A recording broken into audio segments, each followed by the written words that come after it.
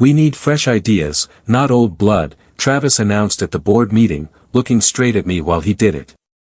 My name is Jake Whitman, 45 years old, and until 10 minutes ago, Senior Project Director at Whitman & Sons Construction in Omaha, Nebraska. The company my grandfather started with 2 trucks and a wheelbarrow. The company my father built into something real. The company I helped turn into the 3rd largest commercial builder in 3 states. I didn't flinch when Travis said it. I just smiled, leaned back in my chair, and nodded. The room went dead quiet. Uncle Pete looked down at his hands. Marty from finance started shuffling papers. Nobody would look at me except Travis, who kept that stupid smile plastered on his face like he was doing me some kind of favor. That's bold, I said finally. Good luck. Then I stood up, buttoned my jacket, and walked out without another word. They probably expected me to fight it, to yell or make a scene or remind everyone that I was the one who landed the Meridian Tower project when we were still too small to handle it. Or that I was the one who got us through 2008 when half our competitors went under. Or that I was the one who personally managed every relationship with our top 5 clients. But that would have been giving Travis exactly what he wanted, a chance to play the calm, rational businessman against his emotional older brother.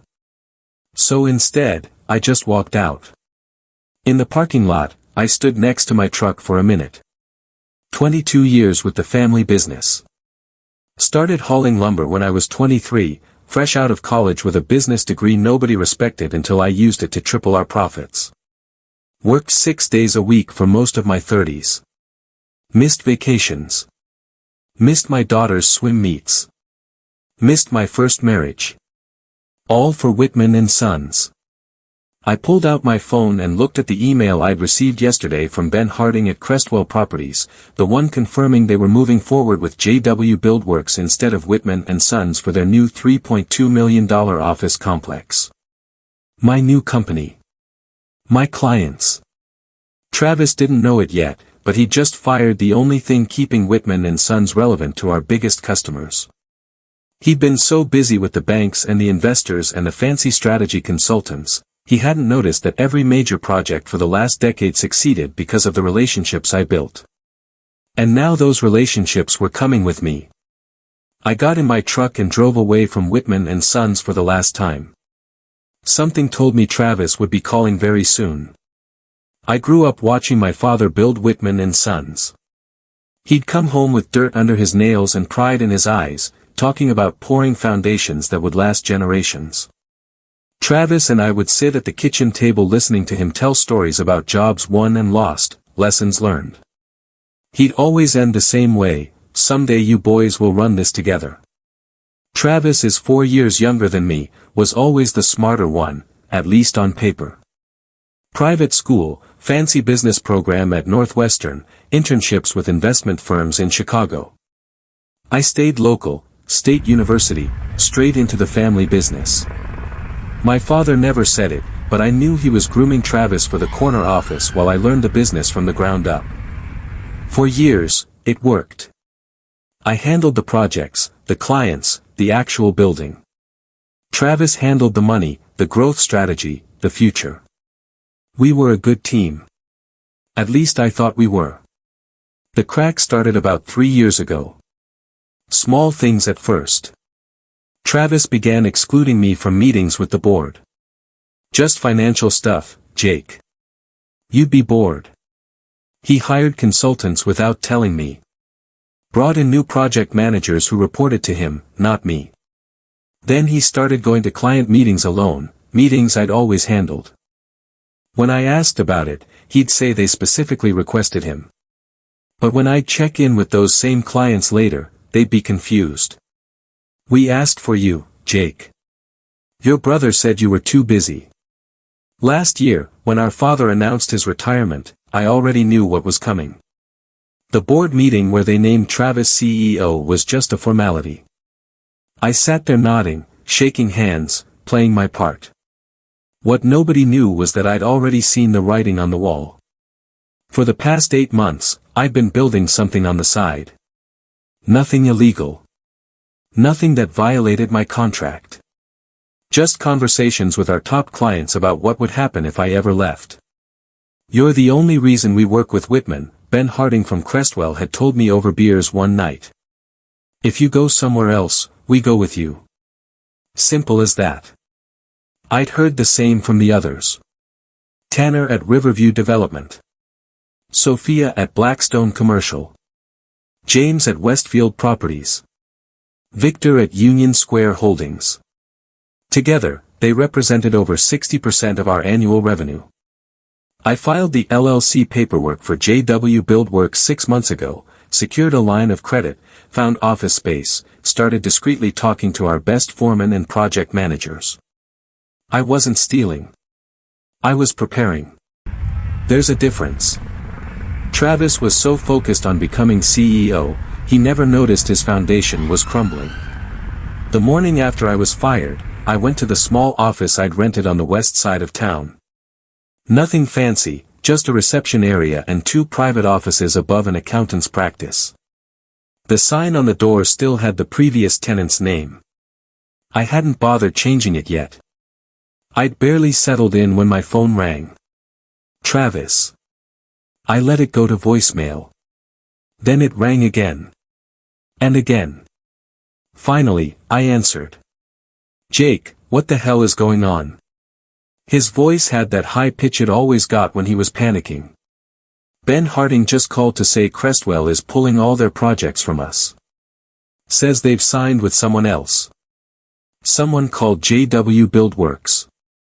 Sounds like you've got a problem, I said. Did you do this? Is this you? I secured my future just like you did. He was quiet for a moment. Then, these are Whitman and Sons clients. They belong to the company. No, Travis. They were my clients. I built those relationships. I earned their trust. You thought you were firing a project director yesterday, but you were actually firing the only person those clients actually wanted to work with. This isn't legal. We'll sue. Go ahead. My lawyer assures me I've done nothing wrong. I didn't solicit them while employed. I didn't take proprietary information. I didn't violate any non-compete because I never signed one. I'm just a builder who's now building somewhere else, and my clients are following me. Another long pause. I could almost hear him thinking, calculating, realizing just how badly he'd misjudged the situation.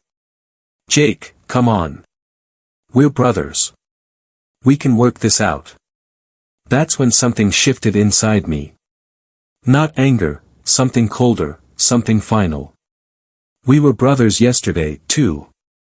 Didn't stop you from humiliating me in front of the entire board. That was business, not personal. I almost laughed. The family name is on the building, Travis. It's all personal.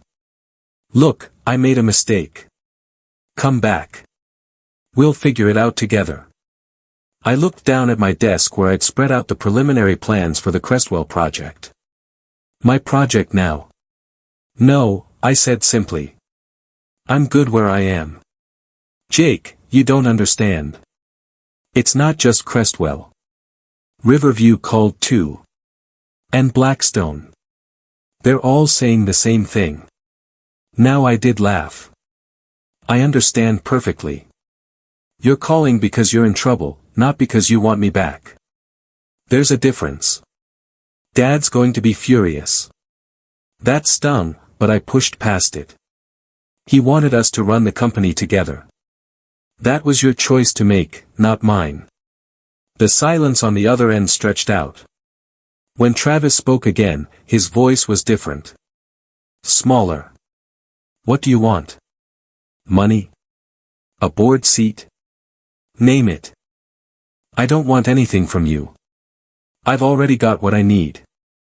These clients represent over 60% of our annual revenue. The bank will call our loans if we lose them all at once. Like I said, I answered, sounds like you've got a problem. Then I hung up.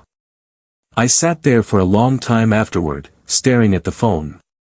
I didn't feel the satisfaction I'd expected. Just a hollow sort of finality. The last tie cut. The last bridge burned.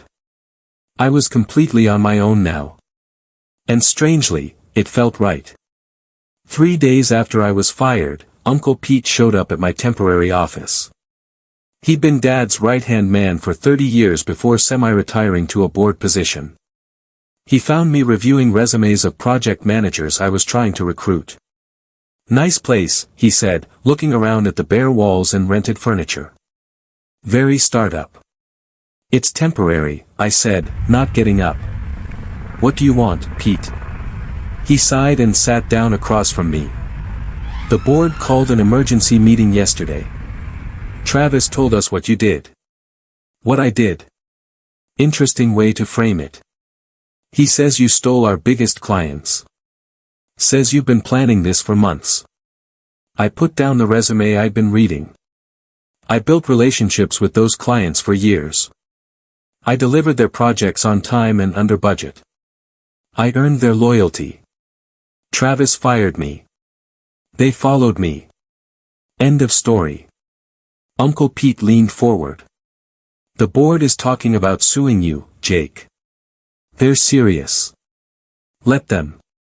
My lawyer says I'm clean. This isn't just about what's legal. It's about what's right. Your father built that company for both of you. That landed harder than I wanted to admit. Dad wanted us to run it together. Travis made a different choice. He made a mistake. He admits that. A mistake is forgetting someone's birthday. He ambushed me in a board meeting after months of pushing me out. That's a strategy, not a mistake." Uncle Pete rubbed his face. "The company's in trouble, Jake. Real trouble. The bank is getting nervous about our financing without those big projects on the books. I know exactly what position the company's in. I ran the operations for 15 years. Then you know this could tank the whole thing. Everything your father built. Everything you built." I felt a twinge of doubt for the first time. "What exactly are you asking me to do?" "Come back. Bring the clients back. We can restructure the leadership. Co-COS, maybe. You and Travis as equals."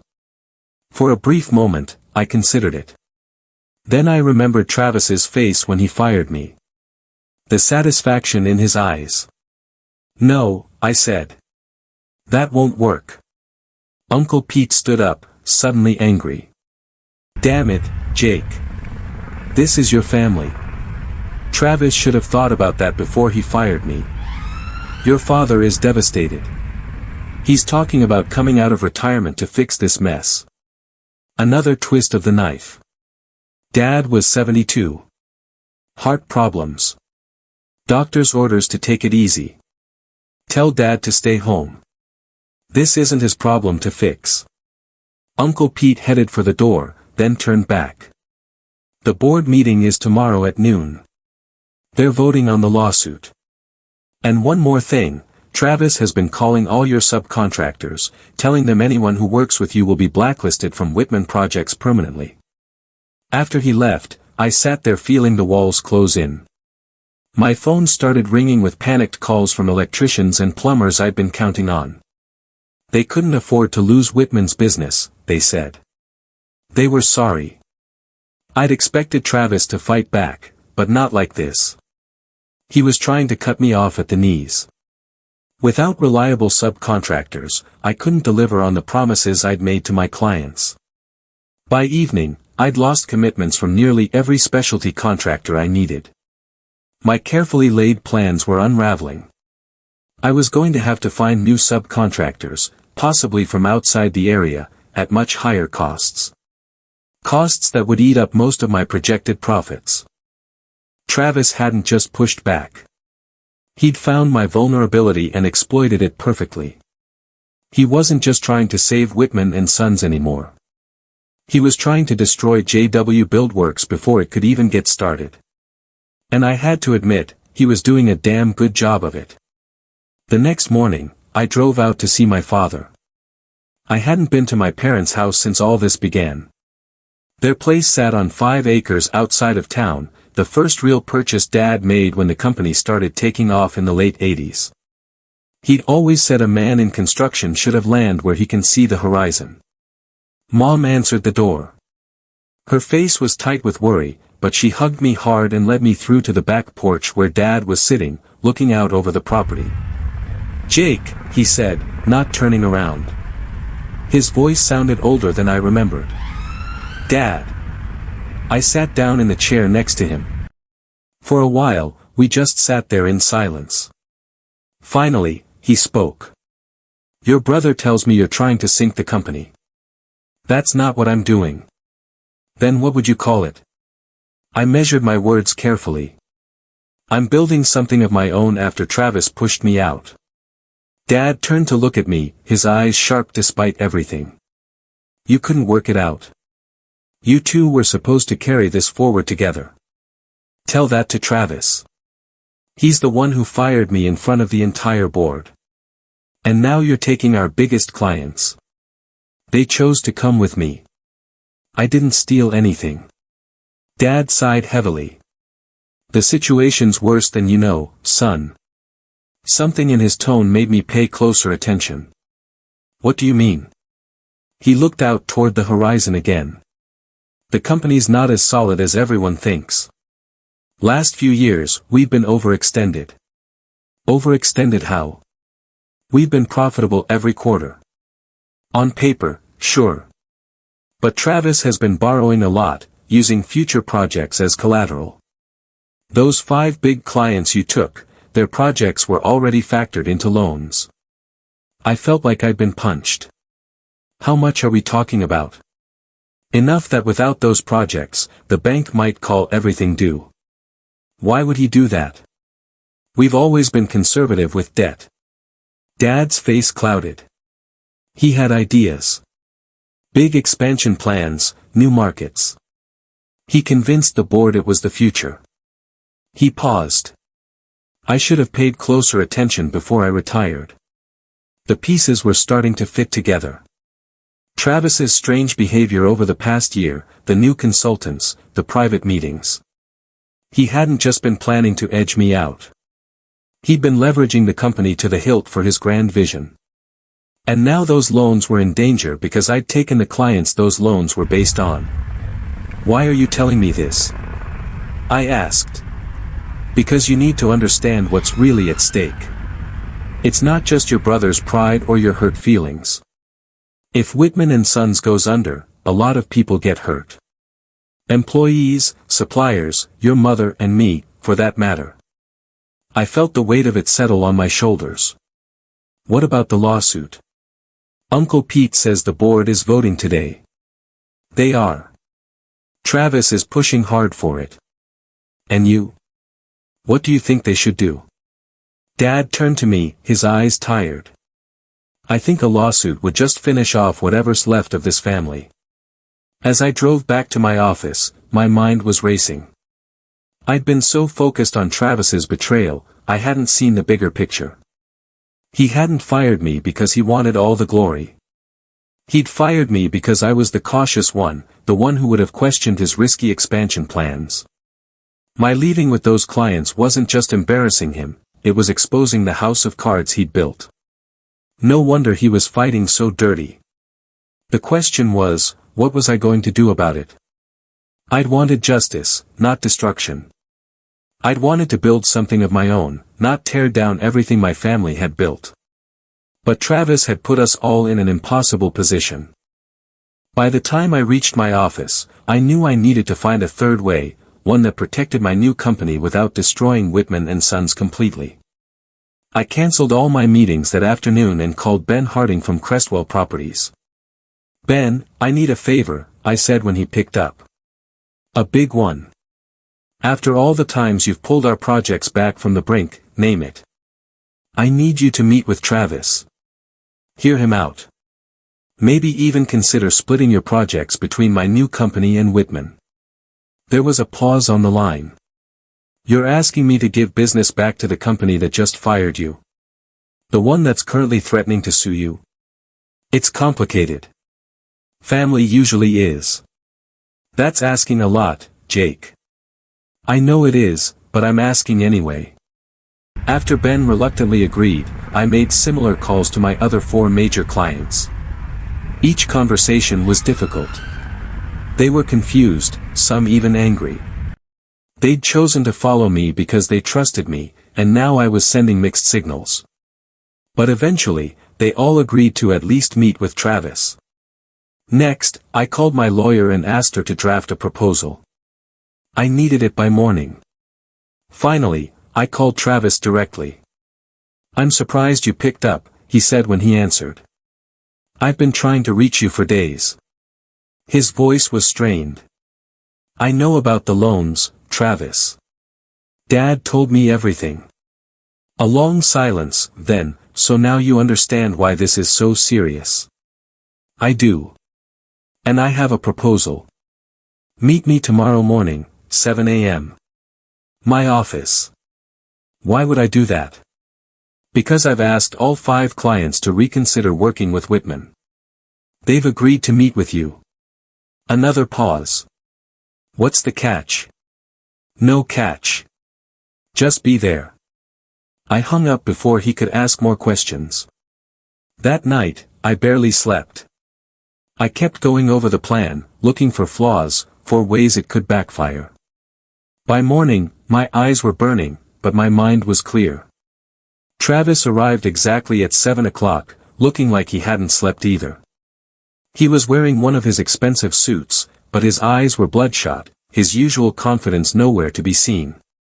"Sit down," I said, gesturing to the chair across from my desk. "Why are you doing this?" he asked, not sitting. "Why offer to help after what I did?" "I'm not doing it for you. I'm doing it for Dad, for the employees, for the family name on the building." He finally sat. "So what's this proposal?" I slid a document across the desk. JW Buildworks and Whitman and Sons enter a strategic partnership. We divide the 5 major clients between us. 3 for Whitman, 2 for me. That should keep the bank happy while giving me enough to build on. He skimmed the document, frowning. "This says I have to step down as CEO." "It does. Dad comes back temporarily while the board finds a new CEO. Someone neutral." "And what about the expansion plans?" "Put on hold indefinitely. The company needs to get its financial house in order first." Travis leaned back, studying me. "So you get your revenge after all?" "This isn't about revenge. It's about saving what's worth saving and letting go of the rest." "And if I refuse?" "Then I keep all 5 clients. You default on your loans, and Whitman and Sons likely doesn't survive. Your choice." He stared at the document for a long time. I could almost see him calculating, weighing options, looking for a way out. The Travis I knew would never accept these terms. But the Travis sitting across from me now wasn't the same man who'd fired me with a smirk. This one looked beaten, cornered. "The board won't like this," he said finally. "The board will like bankruptcy even less." He picked up a pen, hesitated, then signed the document. As he stood to leave, he looked at me directly for the first time. "I really thought I was doing the right thing, you know. For the company." I didn't answer. Some things don't deserve a response. After he left, I called Dad to tell him what had happened. Then I called the clients to let them know the new arrangement. By noon, it was done. Not the outcome I'd planned for. Not a clean victory. But something sustainable, something that could work. Sometimes that's the best you can hope for. 6 months later, I stood on the construction site of the Crestwell office complex. The steel framework was rising against the sky, concrete floors already poured for the first 3 levels. My project. My company. Across town, Whitman and Sons was still standing. Dad had come back temporarily, just long enough to stabilize things. The new CEO, a no-nonsense woman with 30 years in construction management, was slowly rebuilding the company's reputation and financial footing. Travis had left Nebraska altogether, took a job with a development firm in Colorado. We hadn't spoken since the day he signed my proposal. I heard footsteps behind me and turned to see Ben Harding approaching, hard hat in hand. "Looking good, Jake," he said, surveying the progress. "On schedule?" 2 weeks ahead, actually." He nodded approvingly. "Not surprised.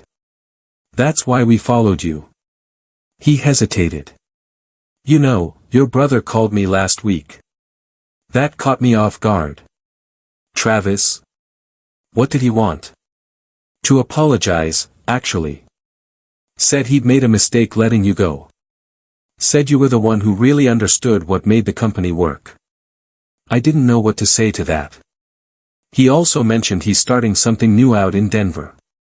Asked if I had any contacts out that way. "And do you?" Ben shrugged. "A few." I gave him some names. He looked at me carefully. "That okay with you?" I thought about it. "Yeah, it's okay." We walked the site together, discussing timelines and material deliveries, normal construction talk. But my mind kept drifting back to Travis, to his apology, to the fact that he was trying to build something new just like I was. Maybe that was the Whitman way after all. Not tearing each other down, but building, creating something solid that would last. It wasn't forgiveness exactly, but it was a start. 1 year to the day after I was fired, I parked outside the Whitman and Sons headquarters. I hadn't been back since I walked out of that board meeting. The building looked the same, but the company wasn't. They'd downsized significantly, focused on smaller, more manageable projects. No more grand expansion plans. Dad was fully retired again. The new CEO, Diane, was making steady progress rebuilding what Travis had almost destroyed. I'd kept my end of the bargain. JW Buildworks stayed focused on our 2 major clients, not poaching any more business from Whitman. We'd grown, but carefully, sustainably. Currently 38 employees and a solid reputation for quality work. I wasn't there for a meeting or a contract negotiation. I was there because Dad had asked me to come. Said there was something he wanted me to see. Inside, a few familiar faces nodded at me. Some looked surprised to see me there. I took the elevator to the executive floor. Dad was waiting in the conference room, the same one where Travis had fired me. But the room had changed. The pretentious artwork was gone, replaced by large photographs of Whitman and Sons projects over the years. And there on the wall behind the head of the table were 3 framed photographs. Grandfather with his first 2 trucks. Dad breaking ground on their first major commercial project in 1988.